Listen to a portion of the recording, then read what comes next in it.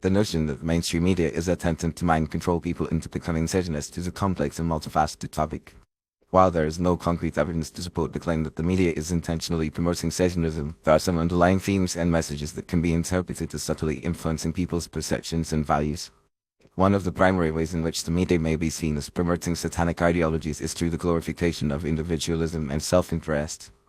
Many mainstream media outlets, such as music videos, movies, and television shows, often portray characters who prioritize their own desires and ambitions above all else, without regard for the consequences or the well-being of others.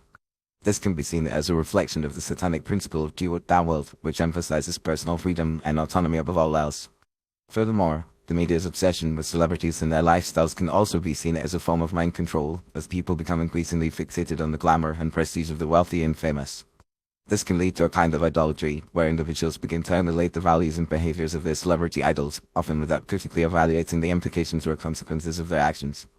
Additionally, the media's constant bombardment of advertisements and consumerist messages can be seen as a form of subtle programming, encouraging people to prioritize material possessions and wealth above spiritual or moral values. This can be seen as a form of satanic influence, as it promotes a worldview that is rooted in greed, selfishness, and a lack of empathy for others. Another way in which the media may be seen as promoting satanic ideologies is through the use of subliminal messaging and symbolism. Many music videos, movies, and television shows contain subtle references to occult or satanic symbols, such as the use of pentagrams, hexagrams, or other mystical symbols. While these symbols may not be immediately apparent to the casual viewer, they can still have a profound impact on the subconscious mind, influencing people's thoughts and behaviors in ways that are not immediately apparent. For example, the use of pentagrams in popular music videos can be seen as a form of symbolic programming, encouraging viewers to associate the symbol with feelings of excitement, rebellion, or nonconformity. The media's portrayal of Satanism and occultism can also be seen as a form of normalization, making these ideologies seem more acceptable and mainstream.